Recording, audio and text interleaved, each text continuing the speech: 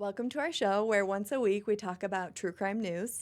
And later in the week, go on case deep dives from history.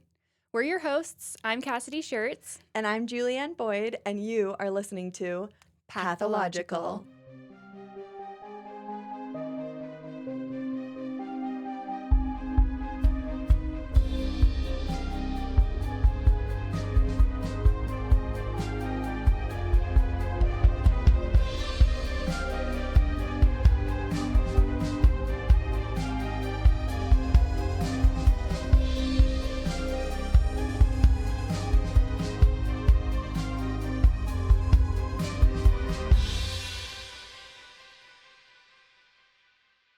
Today, I am transporting us way back in the Wayback Machine, or whatever people say. I feel like, it's a great podcast. It's called Stuff You Should Know. Yeah. And they say they're going in the Wayback Machine. Oh. So I feel like that's like stuck in my brain. That's a classic. Oh, such a good show. Yeah. If you're not a listener, follow them too. And us.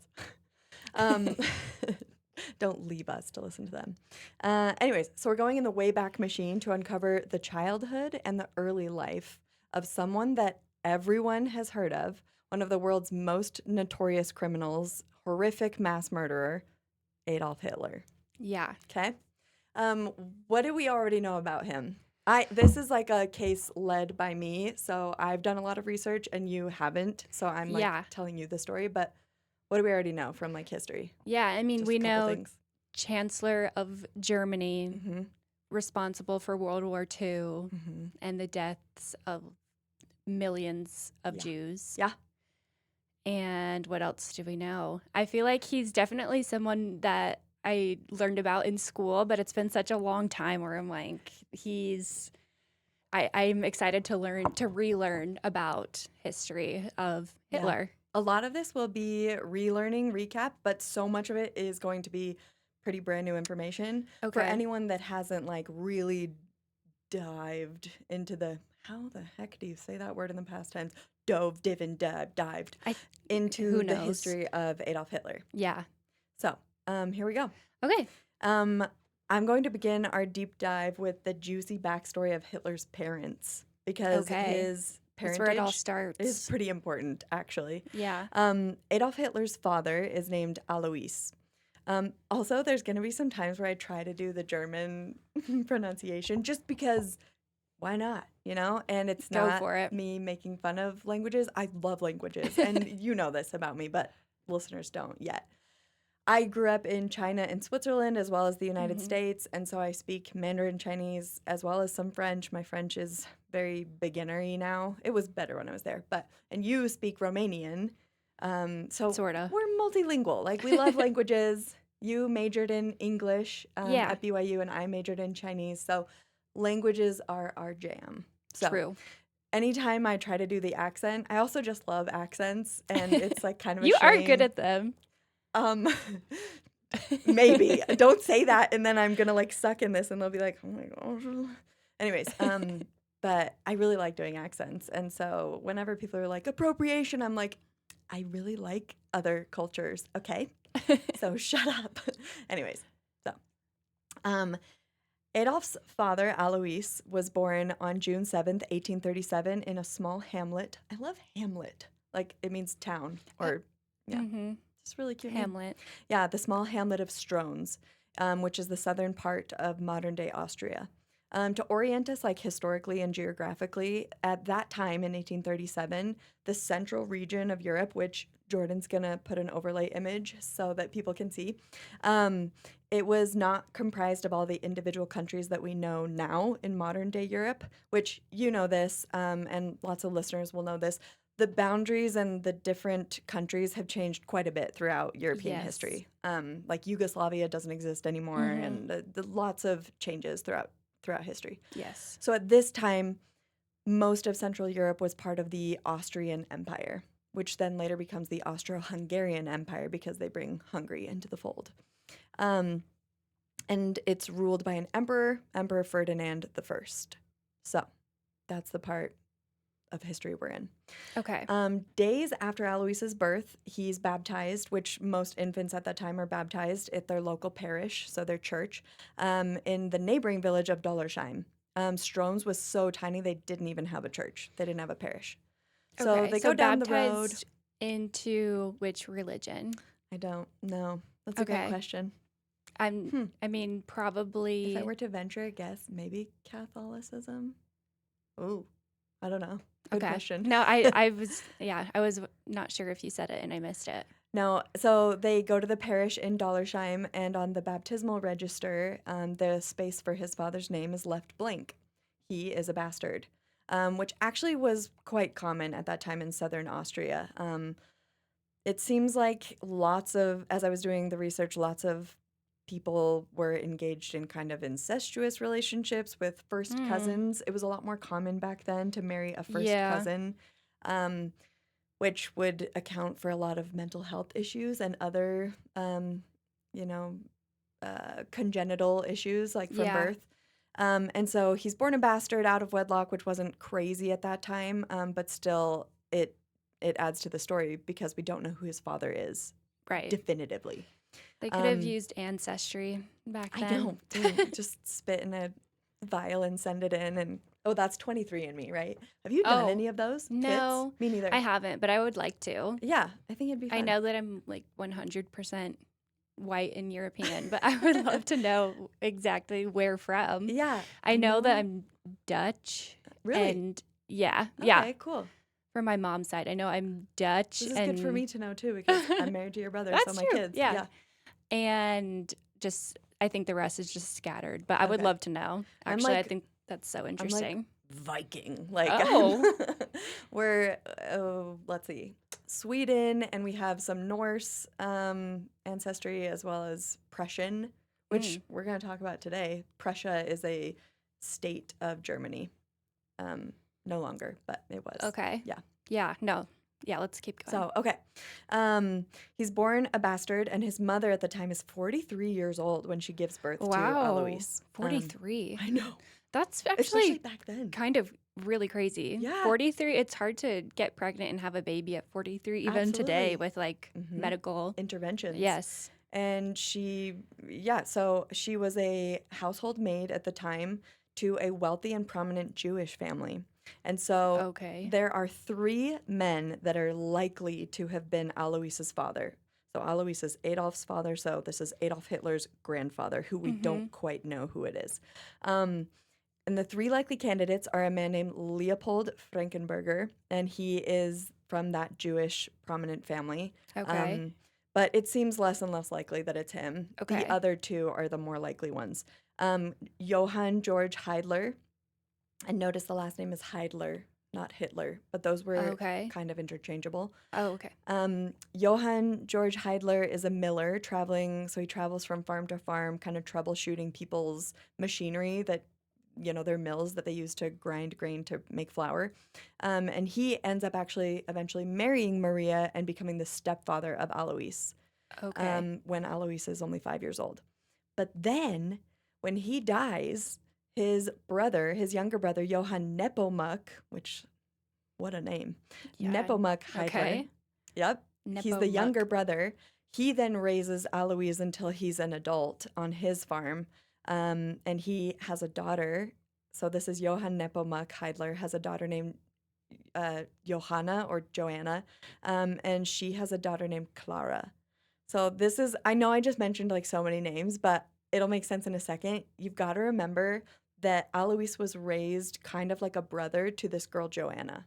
Okay, because his stepfather dies and his stepfather's brother raises Alois. Okay. With all of his own kids. Yeah, already this is information that I've never heard in my life. Yeah, so, yeah. Okay. I know, this was new to me. I did know that there was some question about Hitler's lineage. Okay. Because, he stands firm on the grounds of like, I am Aryan, I am pure, I am like and these are like in hardcore quotations because we don't believe this about him, but he thought he was like of the Aryan race, which is like the supreme race on the planet.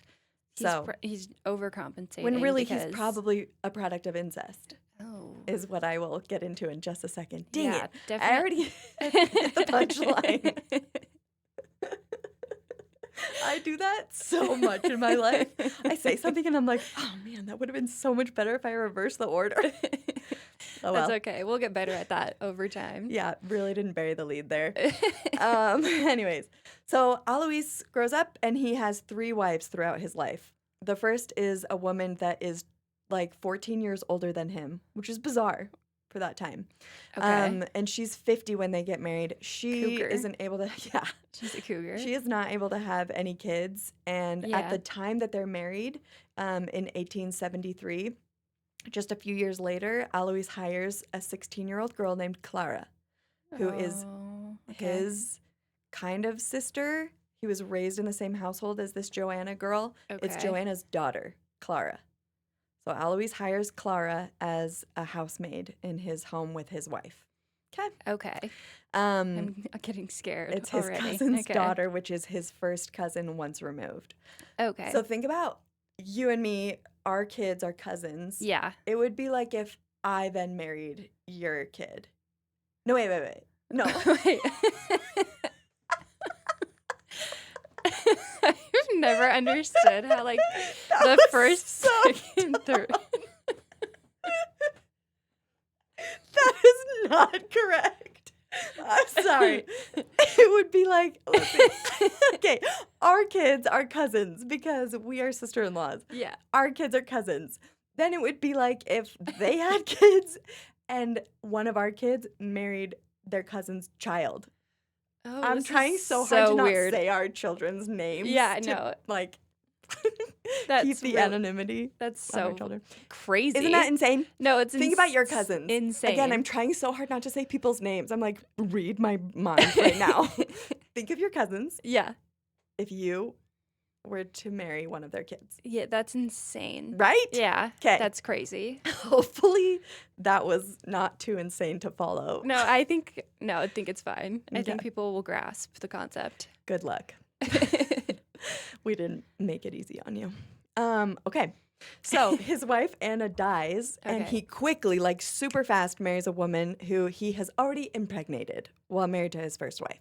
Her name is Franziska, also goes by Fanny Matzelberger. Fanny. Okay. Yep. So Fanny. Alois and Fanny have a very fast marriage, and it's also very short-lived because she dies pretty quickly. But they are able to get 2 kids before she passes away. And they have a son who's whatever. There's not a whole lot of relevant information about him. But then their daughter together is Angela Hitler. This is another name you'll want to remember for like Okay. episode 2 on Hitler, because Angela Hitler is Adolf's half-sister. Okay? Okay. And later we're going to talk about Gelly Robel, who I don't know if that name rings a bell, but really sad stuff goes down. And that's Angela's daughter. Okay. Okay.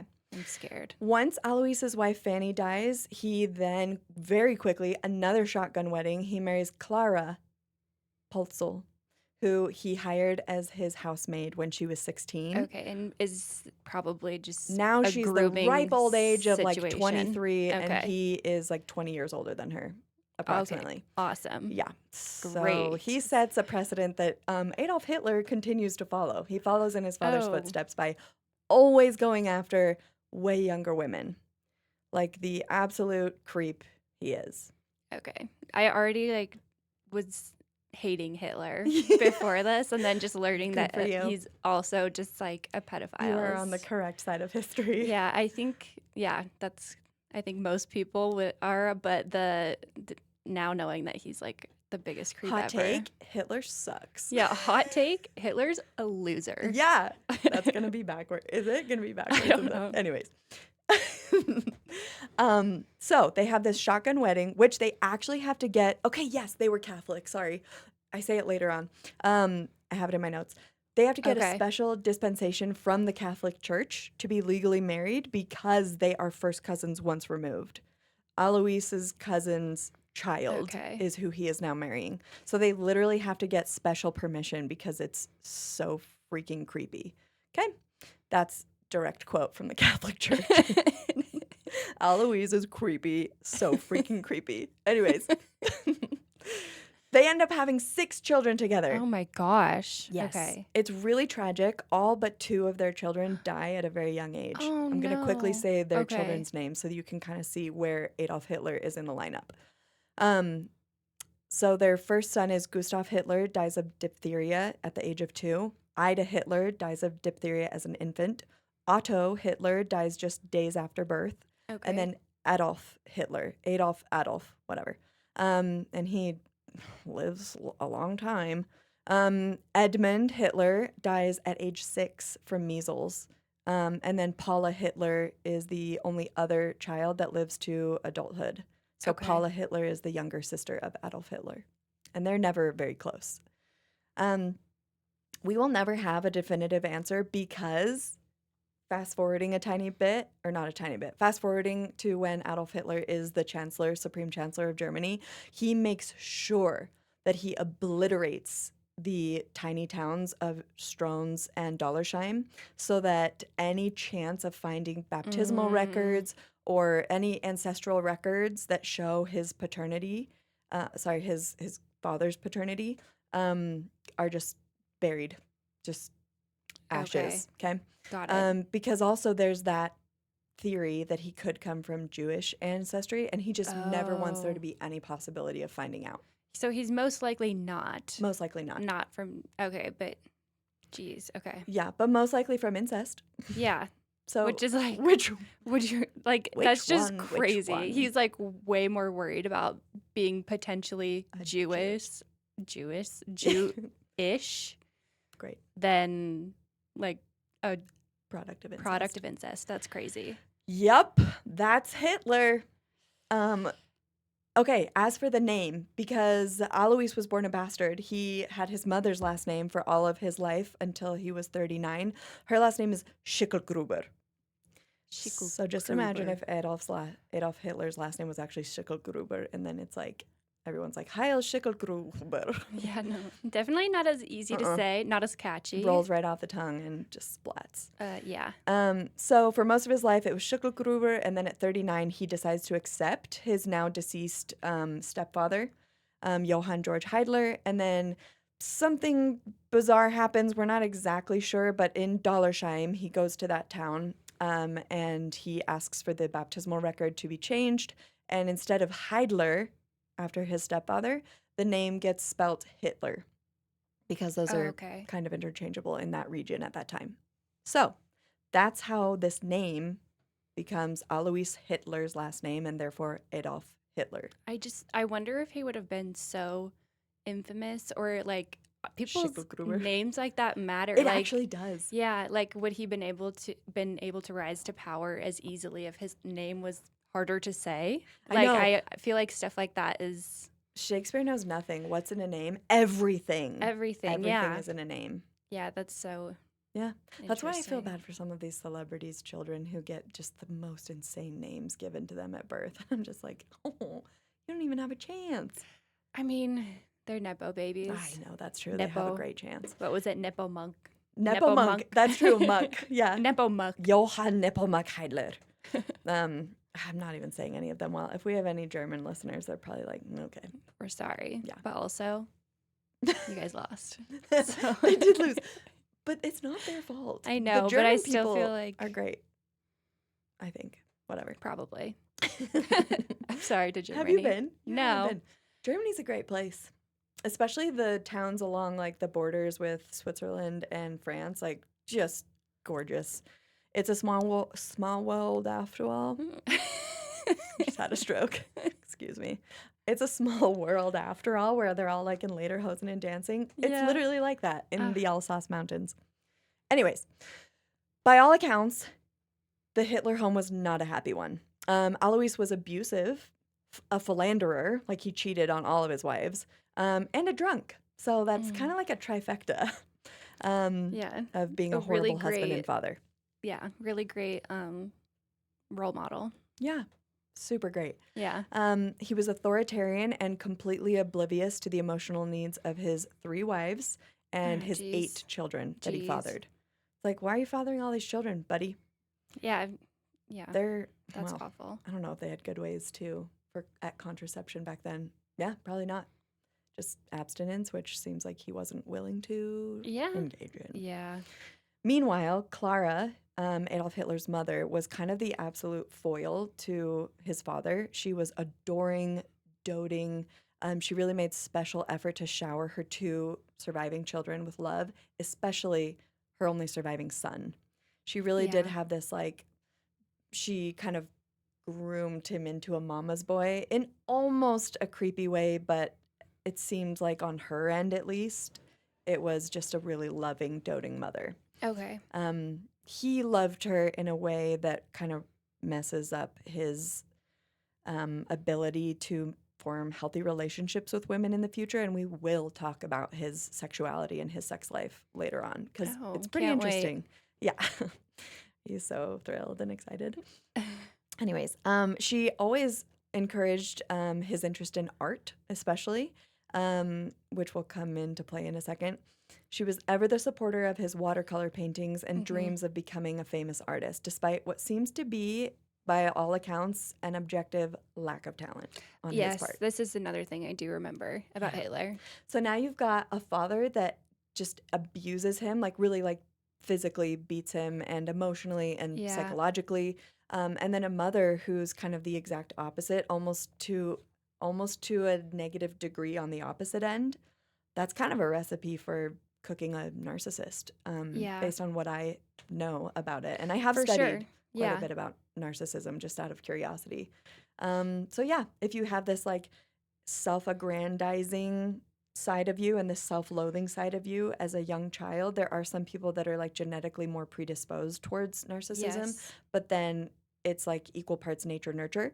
And then the nurture part, he really got dealt a hand where he gets these really opposite messaging that's super damaging to a young child.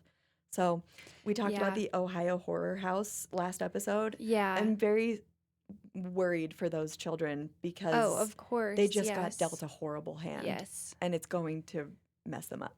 For life. Yeah. Yeah. Yeah. It's hard because hearing all of this about Hitler, it's so sad to hear and it makes you feel like compassionate, but For also the it's really child. hard to it's hard when you know what happens, what he turns into, Yeah. to be like so empathetic, or it's like there's people that go through these things but don't turn into literally the most notoriously evil people in history. Yeah. But that is an interesting topic of conversation. Maybe we can dive into it even more another time. But it's like anyone that rises above that is really seen as like this really big, incredible person that rose above their horrible childhood. Yeah. But anyone that isn't able to crawl their way out of it is just kind of forgotten. And so it's like the two opposite ends of the spectrum. The ones that like use that to fuel their anger and rage to become horrible criminals and just commit atrocious, things on other people. Mhm. And then the ones that pull themselves out of it and like become better people, like the rags to riches stories and I had horrible parents, but here I am and I'm a great person. Yeah, Anyways, just interesting. it is interesting.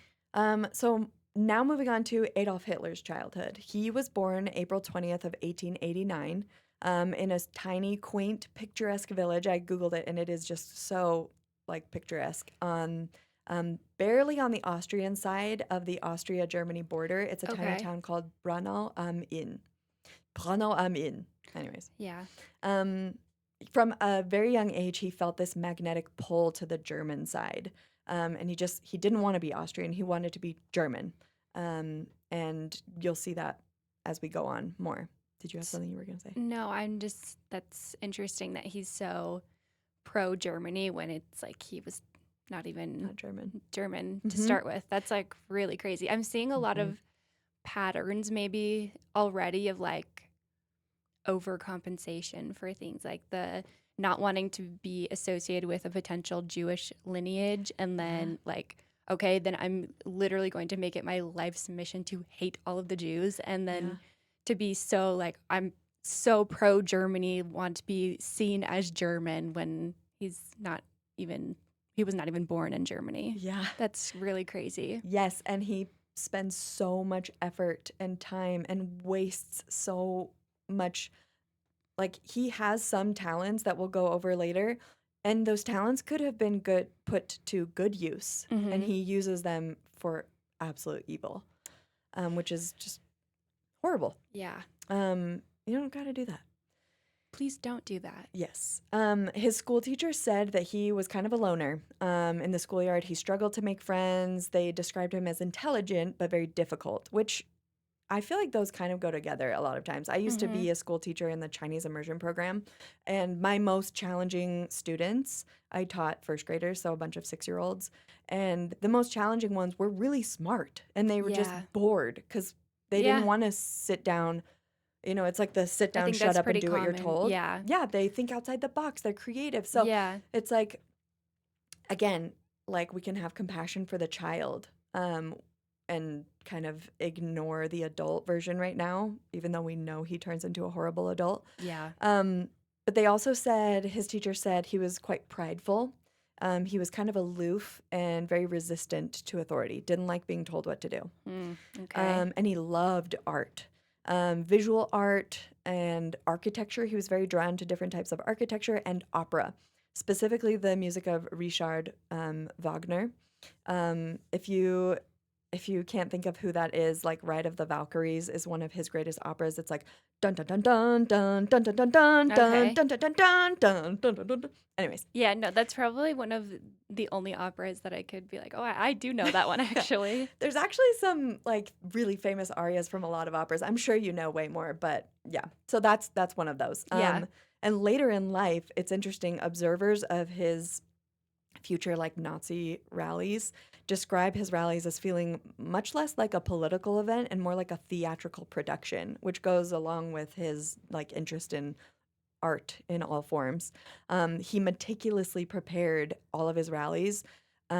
He would very hands-on prepare the stage, like moving things on the stage, the music. He would pick the music, and it would often be like very epic arias from operas Yeah, I like mean, that. it's a good strategy Yes, to get. music has a Yeah, huge impact on totally. like think about horror movies and their use of music. Yeah. It's almost like another character in Mm-hmm. the storyline.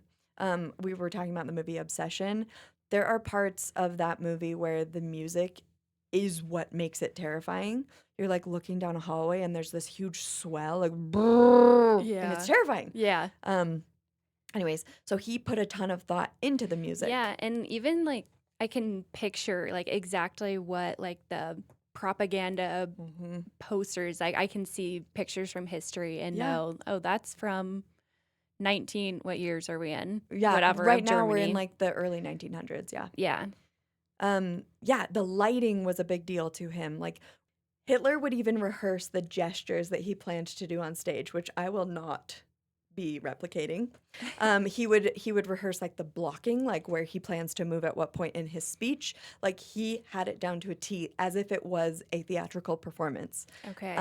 And he would time his entrances so that it would build suspense, like purposefully entering way after the audience has been sitting there waiting for it to start for like 15, 20 minutes. Okay. Yeah, he did that all the time. It's like all of this is really showing that it's also just like crazy manipulation tactics Yeah. as well. He's Yeah. like really good at marketing. Yeah. He's like no, seriously. Satan's marketing team.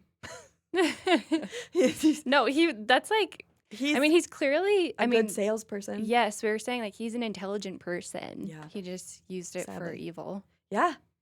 Teenage Adolf continued his kind of lone wolf persona, which is funny because later on in his life, he chooses the nickname, which, like, don't choose your own nickname. That's kind of lame. But he chooses the nickname Wolf for himself because. And Wolf that's just Yeah. embarrassing. Loser. Wolf is. I feel like it's kind of a cool name. I know, but giving yourself that nickname yes. is like, That's the okay. loser part. You're trying to get people. It's like, actually, just call me Wolf. No. Yeah, especially with I'm how good. he was so awkward Yeah. socializing. Like, I will read quotes later on where they're like, he was a freaking weirdo. Like, he was not cool. Not a good hang.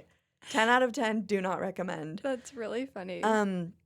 So he was rarely social with his own cohort. And later in his life, he really only socializes with people much older than him or much younger than him, which is kind of a red flag. Yeah. And amongst his inner circle later on in the Nazi Party, they're the ones that call him Wolf. And it actually comes from his name, Adolf, traces back to ancient Germanic, the word for wolf. So Oh, It kind of I works, feel like unfortunately.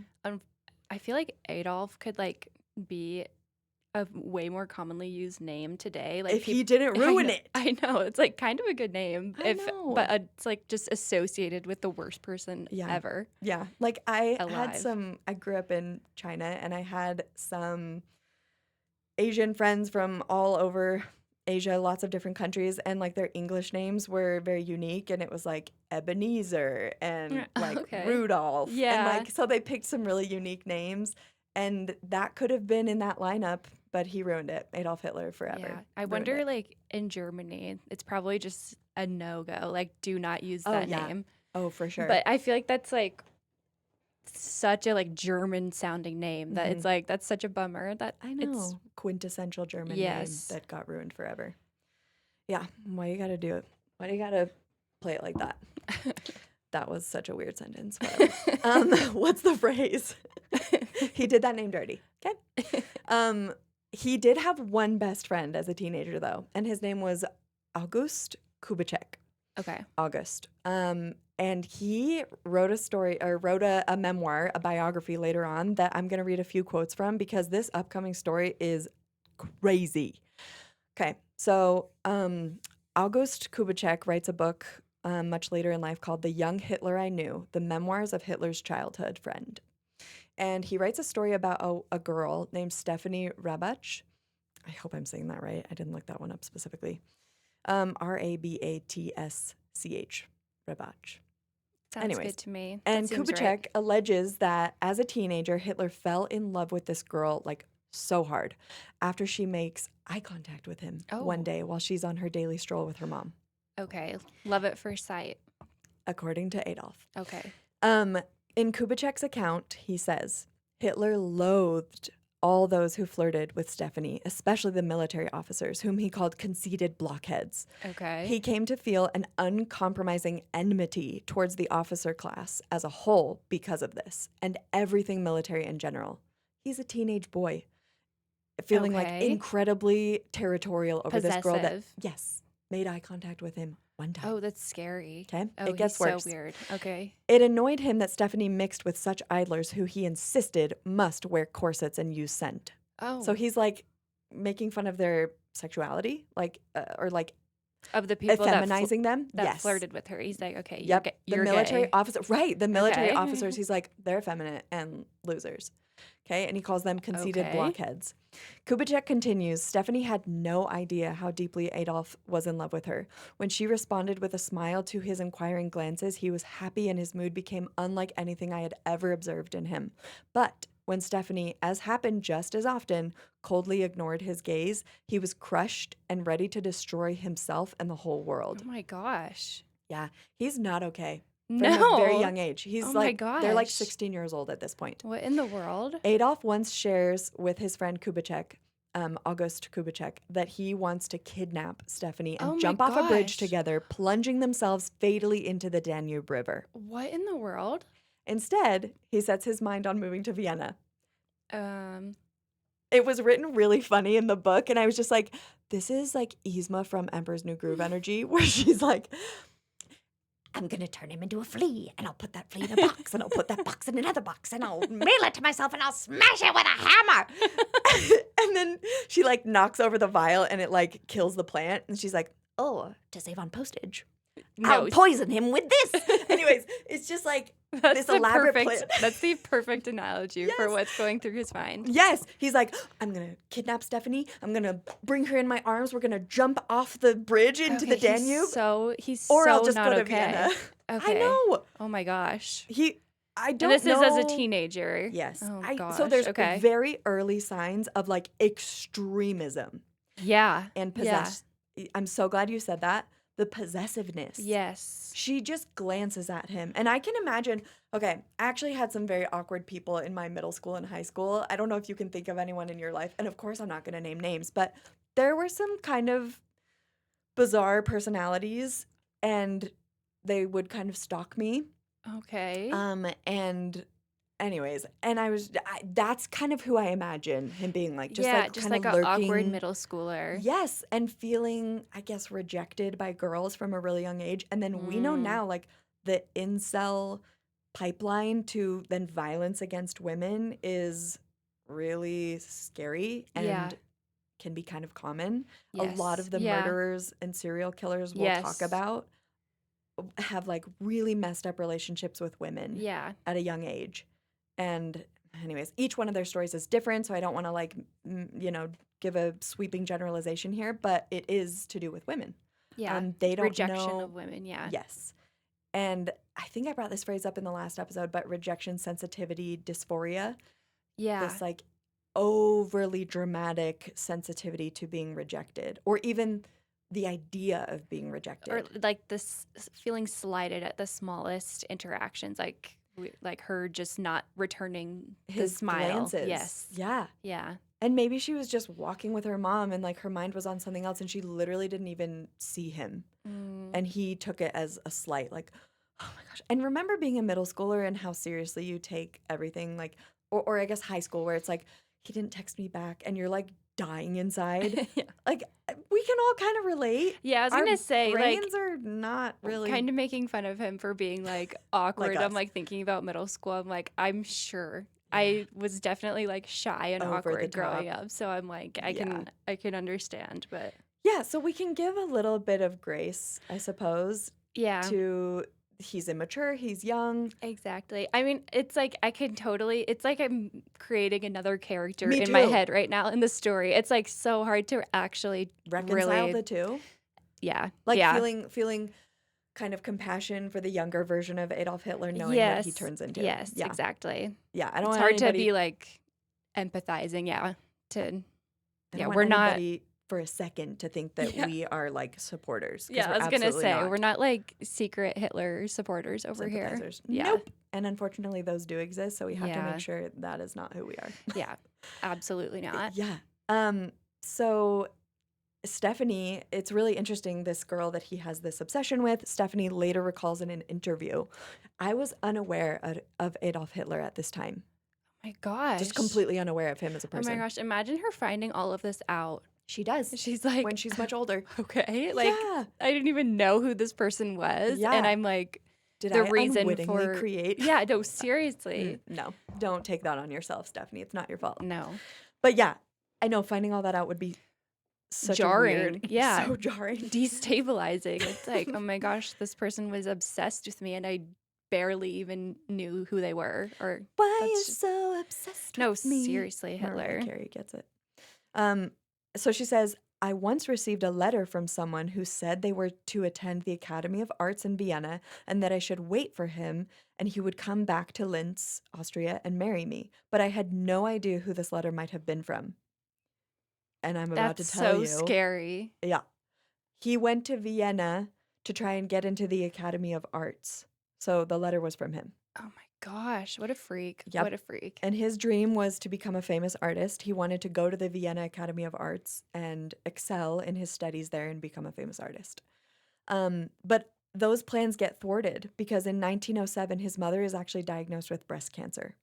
And this is a huge blow to him. Now he's 18 years old. So remember all that drama with Stephanie, which was like completely one-sided. She had no idea any of this was happening. This is like all in his own brain. Yeah.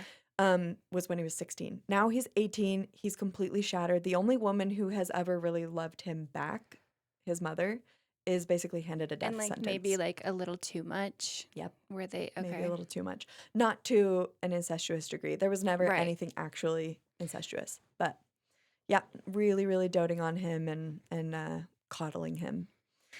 So he stays home and cares for Clara, but she knows that by the end of the year, in October, that's when the entrance exams are for the Vienna Academy of Arts. And so she says, take out your inheritance from Alois's side of the family and move to Vienna and go to your dream school and become a famous artist. And so Okay. he actually does that. But his plan is to just leave Linz, Austria, go to Vienna, take the exam, and then kind of come back and forth and see her. But he actually doesn't pass the entrance exams, doesn't get into the school. He returns to Linz and he just never ends up telling his mom of the rejection because it's way too hard to bear. Oh, is it like an ego thing or like he's just trying Probably not to like burden his mom any more than she's already I don't know. We like, could armchair dealing with? diagnose this, and I think that's probably Yeah, probably all of both. the above. Yeah. Yeah. The family doctor, a Jewish man named Edvard Bloch, and later on, Hitler does try and save Edvard Bloch and his family from the fate of a lot of other Jewish families. So I'll talk about him again later. Okay. Edvard Bloch tries a myriad of experimental cancer treatments on Clara, and he's actually like pretty cutting edge. They don't quite have chemotherapy yet, but he's trying things that are very similar to modern day chemotherapy, but still the cancer metastasizes, and meaning it's spread to her chest and her lungs, and she dies right before Christmas, December 21st of 1907. Yeah, 1907. And Okay.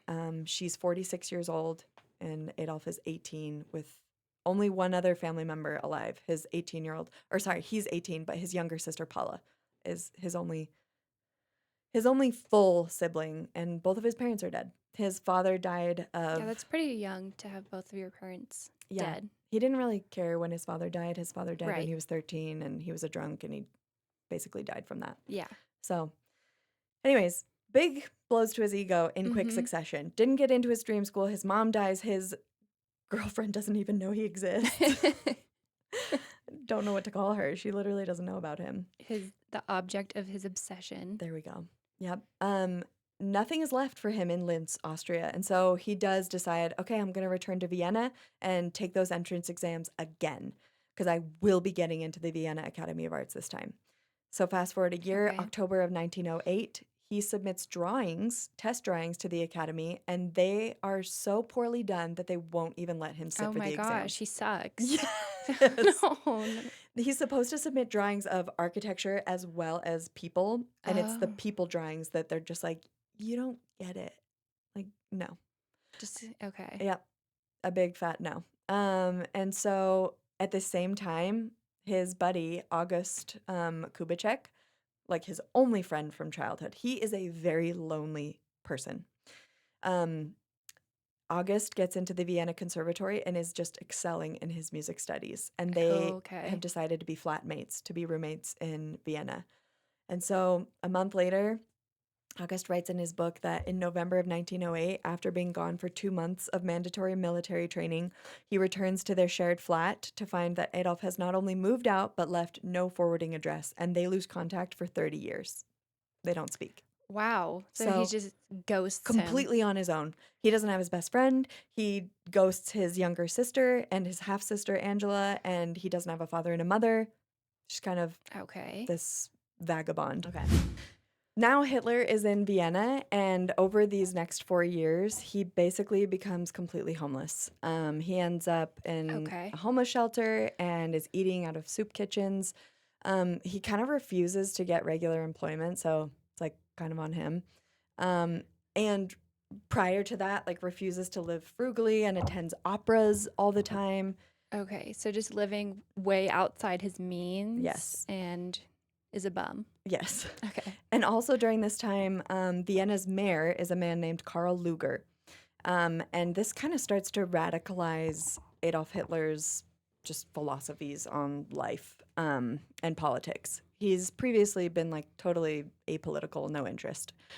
Karl Lueger is the co-founder of the Austrian Christian Social Party.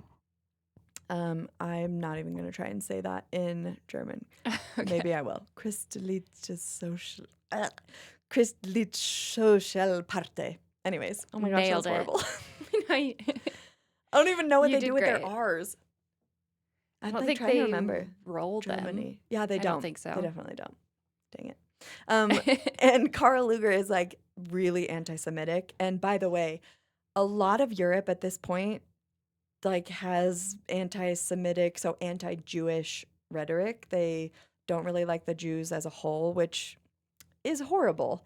Yeah. But it is important to note that Adolf Hitler in the future, he's not unique in that perspective. And that's why he's actually able to convince a lot of people to follow him, because he's saying things that they already believe.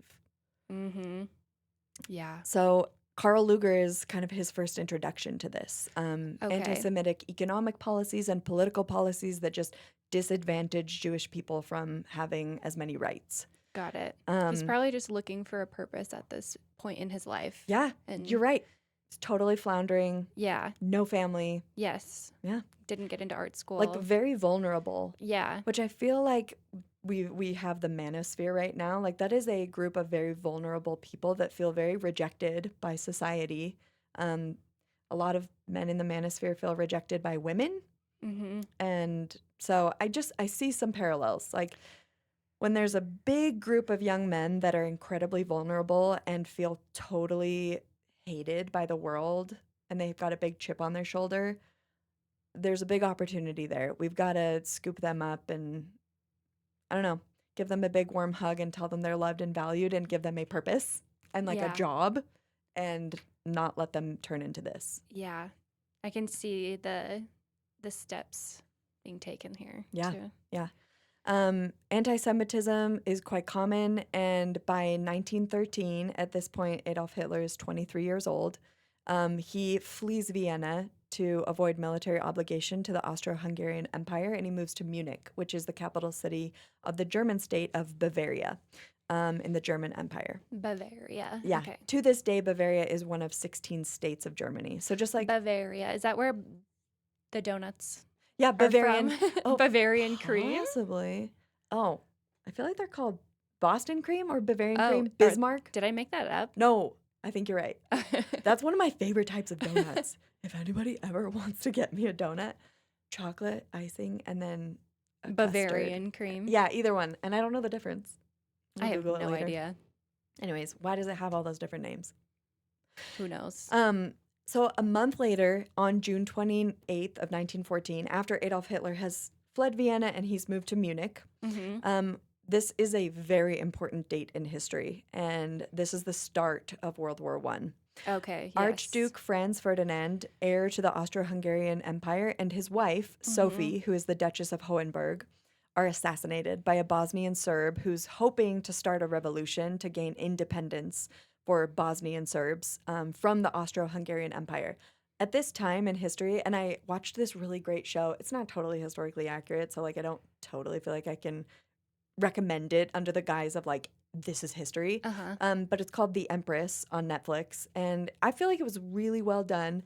But I was like kind of disappointed to find out like, oh, they took a lot of liberties and a lot of this isn't very factually correct. Yeah, that does happen a lot in historical fiction. Yeah, I really want historical dramas that stay like really close to history because I love Yeah. history. Have you seen The Crown? Yes, Oh, that The one I love. I love The We Crown. love Princess Di. We are gonna do a whole thing on her death. Yeah. We yeah. gotta do that We soon, have probably. to. Yeah. Yeah, we love her. So the Austro-Hungarian Empire at this time is like really unpopular. All the now modern day countries that were a part of that empire at the time are like trying to secede and gain independence. Mm-hmm. So there are a lot of countries on the side of this Serbian they're like, yeah, assassinate them. We don't want the emperors to continue. We want like a democracy, or we want to try, some other form of government. Why can I think of no other forms of government? Marxism or and- communism or liberal democracy. There's lots of different types. Yeah, Anyways, I'm smart. you are I know smart. stuff. Anyways, so Emperor Kaiser Wilhelm II of Germany now says, okay, Austro-Hungarian Empire, we're your buddies. I'm here in the German Empire. He kind of offers what is now known as the blank check of support. He says, whatever you need. Military support, you've got it. If you need food, clothing, whatever, you've got it. And so whatever punitive action that the Austro-Hungarian Empire decides to take against the Bosnians for this assassination, they know that Germany is at their beck and call. And so it really thrusts the world into a world war quickly. Yes. Yeah. Approximately 30 nations rapidly find themselves wrapped up in this conflict that really could have just been resolved in a much simpler way. And so later on, Germany is seen as the aggressor. Like if you hadn't offered this blank check of we'll do anything you want, we're on your side, then it wouldn't have spiraled into such a big deal. Mm-hmm. On August 1st of 1914, so that's just a couple weeks after the assassination, Germany declares war. on the Russian Empire and all of its allies. Later in his memoir and political manifesto, Mein Kampf, Hitler writes of this day, "For me, and as for every German, there now began the greatest and most unforgettable time of my earthly existence. Compared to the events of this gigantic struggle, everything past has receded into shallow nothingness." So, like, my Okay. life doesn't matter up until this point, is kind Okay. of what I he's mean, saying. that's probably what he wishes. Yeah. Like he's like, I've been a Everything's loser. been leading up to I'm this point. fighting so hard to just like not do this You've done it, like, 10,000 times. you've done it a few times. I know, And but I that's how support I you. feel. Okay. And I think it's warranted. We need like a I don't know, like a wind up, like, "Ooh, loser." I don't know. Mine wasn't cool enough. It was no, Julie. Yeah, you just the casual. Is it backwards? I don't know if I'm doing it Casual backwards is or much not. cooler. I always overdo things. It- That's just me. I'm just Ken. That's just me. You're I'm just just Julie. Julie. Okay. Adolf. He enthusiastically enlists in the German army. He's like, yes, World War I, coach put me in. And he's fueled by this patriotic rhetoric that a lot of young men his age are filled with. Yeah.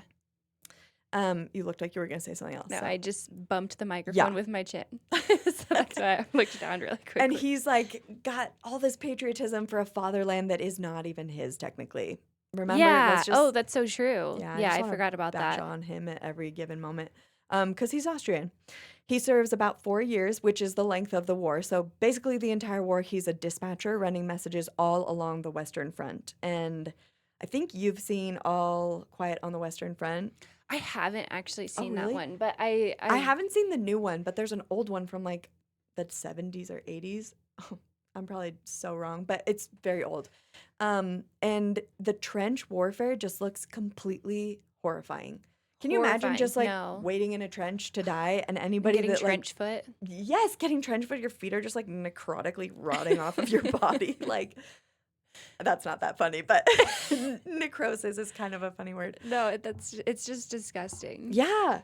So just very stupid warfare Yeah. tactic, in my opinion. Like the people who were in charge, the generals, like, come on, trenches was a stupid idea. No, it's so stupid. Yeah. Okay. So between the Swiss border all the way through France and Belgium is kind of where he's like dispatching all these messages. And by the way, like between 15 and 22 million people die in World War I. That's civilians as well as military. And so why is it so romanticized? That question is still on my mind. And if there are comments with ideas, I'd love to hear them. I don't know. I feel like that's one of those things where it's like World War I and World War II are so interesting and a lot of people are like hyper fixate on learning everything about these wars, but it's like, why are we so obsessed with knowing everything about? I think it's the same thing that makes you and I really drawn to true crime. True. It's like human behavior is so fascinating. And like what makes them tick? What makes them go from having the same spectrum of emotions that all people kind of, everyone that is like quote unquote, I hate the word normal, but like the normal spectrum of emotions. What takes someone from having those to mass murdering people or like declaring war and just like bombing out civilian cities, Yeah. I think that's what interests me. Just like what is going on in their brain? Yeah. To I mean, justify. that's like the name of the show. We decided to Yeah. call it pathological because we're more drawn to like, how did someone get to a place where they're in a frame of mind where they can do justify these this horrific to themselves. Yeah, these Where horrific they- acts, but it's A lot of times they genuinely think what they're doing is righteous. It's like for Yeah. a good cause. Yeah. It doesn't matter how bloodthirsty it seems to people that don't understand. They just don't get it. But I get it. yes. You know what I mean? And getting to that place is scary Yeah. because I think anybody can convince themselves and get to that place with Yeah. enough echo chamber and enough people amplifying your message back to you. You're just like, yeah, I'm correct. I'm right in this and I'm justified. And we see this a lot. And I'm going to talk about a lot of things in this story where he just had an echo chamber of people around him and he was their echo chamber and they're his echo chamber. And they're just like saying the same things back to each other. Yeah. I feel like I said echo chamber like 500 times. So You're in an echo chamber of echo chambers. yes. So by October of 1918, when the war is almost over, Adolf actually gets temporarily blinded during a gas attack by the British Army. And he is Wish sent. it was permanent. I know. He flirts with death so many times. He's I like a am shocked. cockroach. I know. Oh, he can survive anything, unfortunately. He is sent to the Pace Walk Military Hospital. And another important date for the world, but feels even more fateful for Adolf. He does not let go of this, what happens on this date. November 11th of 1918 is when the armistice or the ceasefire is signed, which declares Germany's loss of World War I and then ultimately blames Germany for the entire World War. It's the end. This marks the end of Kaiser Wilhelm II's reign and basically the immediate dissolution of the German Empire. And Germany then adopts a liberal democracy as their government system. Okay. Yeah. It's actually a priest that delivers this news to the hospital, and he goes to Hitler's bedside, and Adolf begins to sob. He later says in his memoir Mein Kampf, "There followed terrible days and even worse nights. I knew that all was lost. In these nights, hatred grew within me, hatred for those responsible for this deed." And he means the deed of the ceasefire, ending the war. He fixates and cannot let go of this. He's a dog with a bone, just like he will not let go of the German generals and the German politicians that stole this victory from him and all the other militia. Yeah.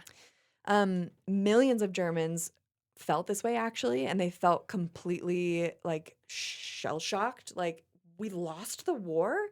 Well, there's also propaganda. Yeah. And that they believed that they were winning and Yeah. doing so much better than they actually were in the war. It So actually was like the it's rug like a got pulled shock. out from underneath them. Yes. Yeah.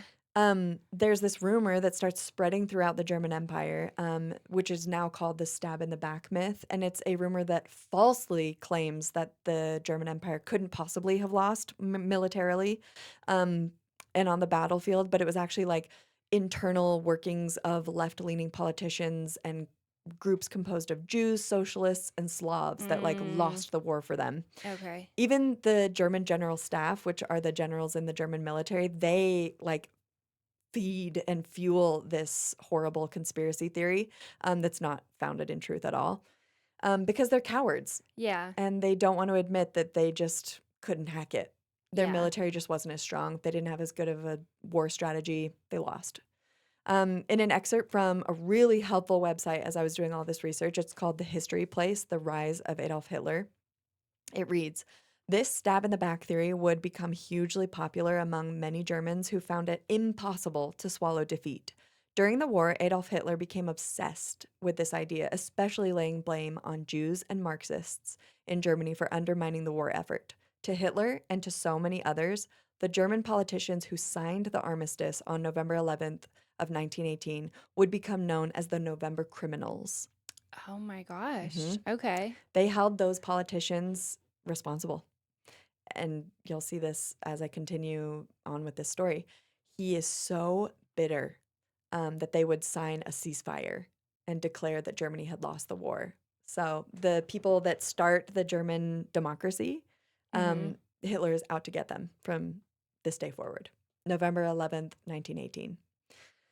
And to add insult to injury, unfortunately, the now infamous peace treaty known as the Treaty of Versailles was signed on June 28th of 1919, and it contains a war guilt clause, which declares Germany the aggressor in the war, and it requires that Germany make reparations to the Allied nations to compensate for their losses Oh my and gosh. damage sustained Yeah. during the war. Yes. So Germany signs the ceasefire, they lose the war, and then they are hit with a big fat bill that's like, okay, pay up. You caused all this damage to all these countries. We're going to charge you $33 billion US dollars. Gosh. Okay. And there's just no way they can possibly pay this back. No. Yeah. It is going to Ever. completely bankrupt the Yes. country Yeah, of Germany. Uh-huh. But real quick fun fact, the Treaty of Versailles was in fact signed in the Palace of Versailles outside of Paris. Uh-huh. I don't think you haven't been to Europe other than Romania, right? Or have No. you? Okay. I took Jordan to Went to Versailles. Moldova Oh yeah. also. Yes. I took Jordan to Versailles, and this is a picture of the Hall of Mirrors. It Oh, is just wow. absolutely I've seen gorgeous. pictures. Yeah. Yeah. This is where the Treaty of Versailles was signed, in the Hall of Mirrors. And it's like kind of rude because that's the exact spot where Germany became a unified country quite a bit before this in 1871. Okay. So it's almost like a slap in the face that they're like, hey, Yeah, you became a ironic. united Yeah. country in 1871. We're going to take you back to the very spot where you signed that and make you sign this Treaty of Bankrupt Versailles. your Yeah, where country you take into complete, oblivion. mhm, Yeah. you take complete responsibility for everything that you've done, and you're going to pay us a lot of money.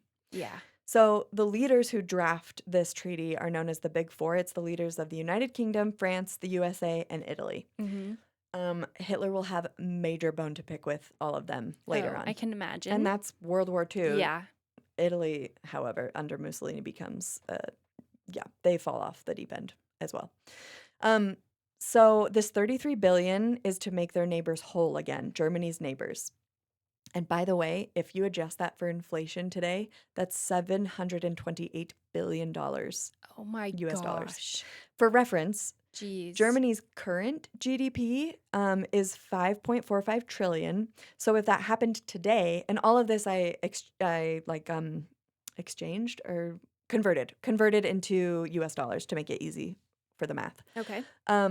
So Germany's current GDP is 5.45 trillion. So if that happened today and they were required to pay out 728 billion, that's 13% of their country's entire treasury.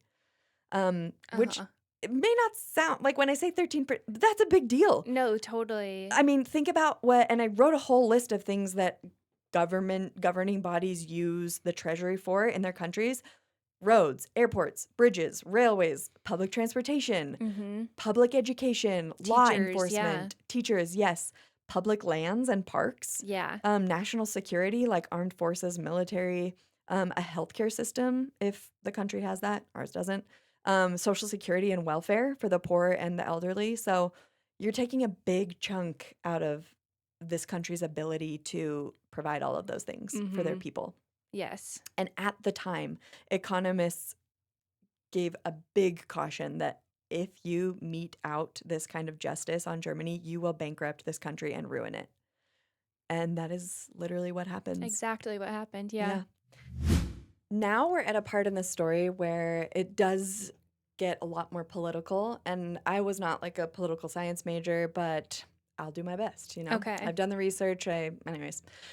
In the fall of 1919, so right after the war, Germany's political system is now liberal democracy, and still serving in the military. Corporal Hitler is tasked with going undercover because they're Okay. very wary of Marxist groups cropping up and Okay, trying to right. stage coups d'etats, like trying to overthrow this fledgling government, brand new, in its infancy. They're really terrified. Mm-hmm. So they send Hitler undercover to all these meetings.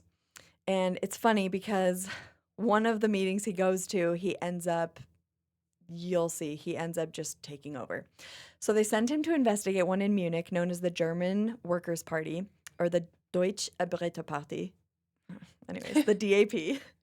That was great. The party gets a slight name change later on when they add the words nationalist and socialist. So it later on becomes the Nationalist Socialist Deutsche Arbeiterparty, and which ends up becoming the Nazi Party. Oh, Yeah. okay. So that was again, I buried the lead. Didn't bury the lead. Okay. Spoiler alert. Yeah, spoiler alert. There we go. Spoiler alert. Yeah. Hitler starts is the a Nazi Nazi. Party. Yeah. It's really funny because the word Nazi is actually kind of a slang derogatory term that used to be used prior to this. It was like small-minded, like dum-dum is kind of what it meant. And Okay. so people start to call this party the Nazi Party in a derogatory way. But they kind of just like own it and are like, yeah, okay, we're the Nazis. Oh, that's interesting because I feel like the word is used for not exactly the opposite, but when you're trying to say that someone's like super like hyper specific about something or like Really particular, really like yes, like oh anal. you're a Nazi about Yeah. yeah Yeah. So that's the not, cleanliness of your home or something like yes. that's kind of Yeah. interesting that that's not the way we use it today. Yeah. Because they took it and completely changed what it meant. Oh, true. Yeah. Their propaganda. Yeah. It worked on me. Yeah. We all fall subject to horrible propaganda. Yeah. September of 1919, he dresses in civilian clothing and blends into the crowd of 25 people just hanging out in the back of this bar. They called them beer halls, Okay. but it's a bar or a tavern or whatever. And so he's in Munich sitting in the back of this beer hall, and he's just kind of quietly nodding along, like taking notes to take back to his superiors. And at one point, the discussion is all surrounding how do we eliminate capitalism. And toward the close of the meeting, a man rises and declares loudly that the German state of Bavaria should secede from Germany and form a brand new nation, the nation of South Germany. Okay. And this enrages Hitler to the point where he's like seeing red, out of control. And he bursts out from his quiet, unassuming seat in the background where he's supposed to like blend in. Uh-huh. And he starts monologuing ferociously for like Oh my 15 gosh, minutes. he's so dramatic. He is such a drama queen. Yeah. And he interrupts the discussion and like starts decrying separatism and instead is preaching on the need for this strong nation of Germany. We're not going to secede. We're going to band together and become a militarized anti-Semitic party made up of the working class. You know, like it's the everyman. And Anton Drexler, who is one of the founders of this German Workers' Party, he hurries over to Hitler after he's finally calmed down and stopped talking. Oh my gosh. And he like thrusts into his hands a 40-page pamphlet that he's written entitled My Political Awakening. And he says, read this and come back and please join our movement. Adolf's kind of like trying to play like cool and aloof, and he's like, okay, whatever. But later in his memoir, Mein Kampf, he says, this absurd little organization, he's so condescending, by the way. This absurd little organization had not yet frozen into a real organization. Word choice? You just use the same word twice. Loser.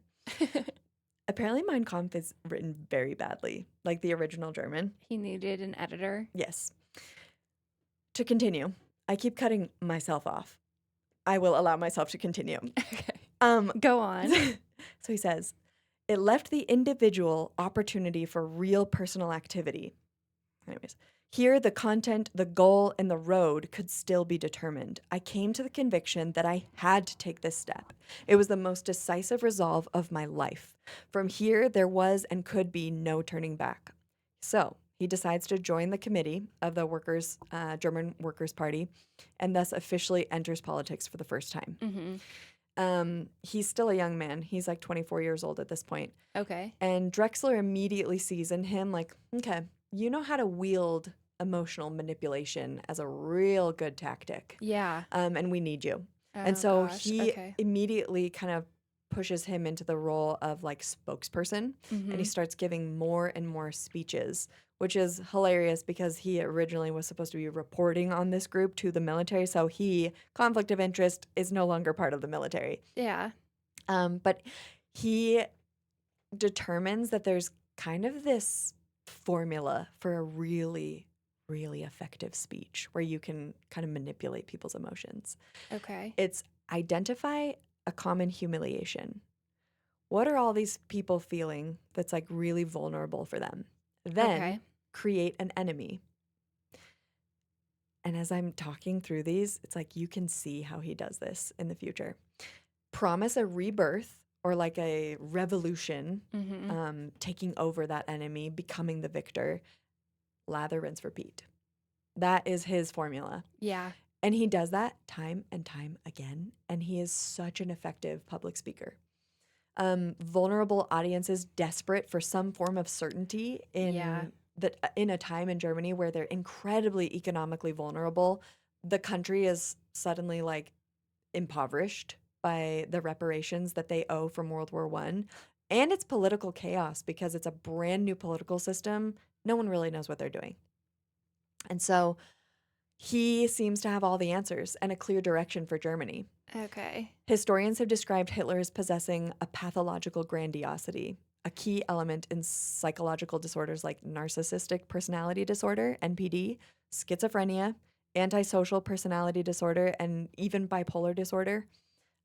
He begins acting and speaking not like a politician, but like a prophet, as if he's convinced not only the people around him, but himself. He's like deluded himself into thinking that he's like this prophet that has been chosen by Yeah, and I'm history sure that this or is God. only like this mindset's only being reinforced as like this group found him and they're like, "Oh, you're so Yeah, charismatic and like such a good they're just speaker. You're so fluffing up his smart." Yeah, feathers. yeah. Yeah, But it seems like really they're just kind of using him. they are. Yeah. They're truly using him as a tool. Yeah. And people from these groups also say later in their memoirs that he's kind of a weird guy. Like he's a little weird. When he gets up on the stage, it's like his brain turns on in a way it isn't on in like individual conversations. Like he's They're not a all good talking about him conversationalist. behind his back. Oh like, yeah. for sure. Oh yeah. He's the butt of all the jokes. Yeah. But he's a really valuable tool and asset to their movements. By the summer of 1920, he realizes that this Nazi movement lacks a recognizable symbol, and that's when he's like, "Okay, I love art. I'm going to come up with the colors, the uniforms, like an insignia, Okay. and it's all him." He comes up with all of this for the German Workers' Party, which is now the Nationalist Socialist German Workers' Party. And unfortunately did a good job. Yeah. Like Yeah. everything is so recognizable. I Yes. can totally picture like the uniforms and the colors are incredibly distinct. the and- swastika. Yep. Yeah. Which the swastika predates Hitler by thousands of years. He The symbol. took it and ruined Okay. it. Yeah. It existed way before Nazi Germany, that symbol of the Oh. swastika. In fact, he probably had the idea of using the swastika because it was the insignia on the gate to his school as a young schoolboy.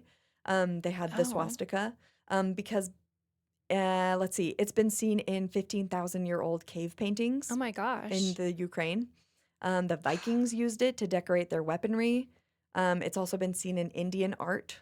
And so Yeah. he got used to seeing the swastika every day when he would go to school. And so that's what historians at least hypothesize is why he was drawn to that symbol. He attended. That's just so awful that he took a symbol that's not even like he didn't even come up with it Yeah. and then took it and totally just ruined Mhm. something that was like meaningful to Yeah. cultures, different cultures Like through history. That's awful. completely like ancient traditions that he Mhm. had no right to just like completely manipulate that way and ruin. It was a Benedictine monastery school that he went to in Austria that had the swastika on the gate.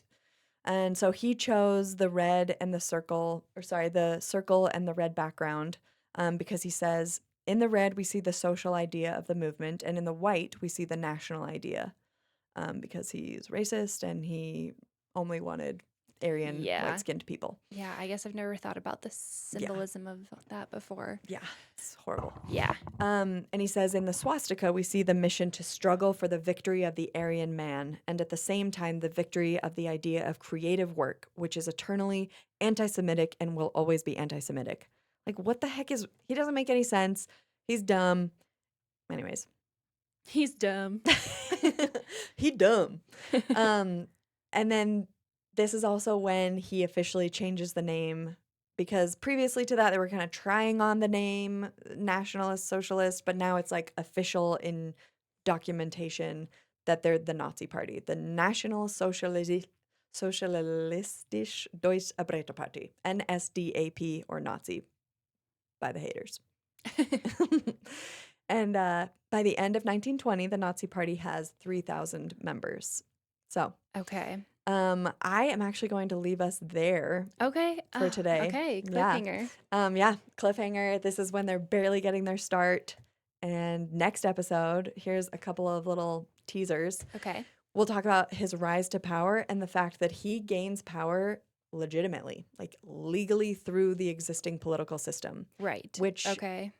I've learned that, but I just forgot how, It's mind-blowing, actually. yes, Yeah. it gives me goosebumps. Like it's a He was democracy. voted in Yep. by the people. And he takes over a democracy and turns it into a dictatorship. Yeah. And then we'll talk a lot about how elitists fund him and support him, often mistakenly thinking that he's just kind of some dumb puppet that they can manipulate. But no, he's got major issues with being told what to do, as we saw from what his teacher said about him as a student, as a child. Mm-hmm. He's got issues with authority, like he gets power from a lot of people who prop him up and give him money and power, and then it's a runaway train. They can't gain control of him. Yeah. And then citizens just start to normalize his extremist ideas, thinking that it's all talk. He's not really going to do any of the things that he says he'll do, but he explicitly lays out what he plans to do to, you know, it's a genocide that is coming, and they just kind of ignore that. The Okay. media also like amplifies his ideas and gives him a stage to share his ideas. And then everyone just grows more and more desensitized to the fact that what he's offering them as the price for like a revitalized nation of Germany is the extermination of certain groups, ethnic and religious groups. Yeah. And they agree to that. Yeah. No, that's just So, it's yeah, chilling. this was a more fun episode. The Yeah, it's next just one or two, I'm not sure how many episodes this will extend to, Mhm. probably two more. They'll get darker and darker. yeah. And it's kind of unfortunate that a lot of these stories, I like looking into their childhood and kind of seeing what could have led to their future, like with serial killers and dictators. It's just, it's interesting. But then inevitably, you have to research the part that is really hard Mm-hmm. and sad to research. And I feel so dumb using such small words, but like, Yeah. that's just, no. it's just so raw. And as I've been Yes. researching this, I've realized like, okay, we as a humankind can't ever let this happen again. And I think we've got good checks and balances in place, but you know, Yes. good versus evil, we've got to have more good people in the world. Mm-hmm. So Absolutely. stay good. Mm-hmm. Don't be like Hitler. Yeah, don't be a bad hang and an awkward idiot that's like obsessive with a girl that never even talked Don't to be you. a loser. Yeah. So with that, we'll see you next time. Bye.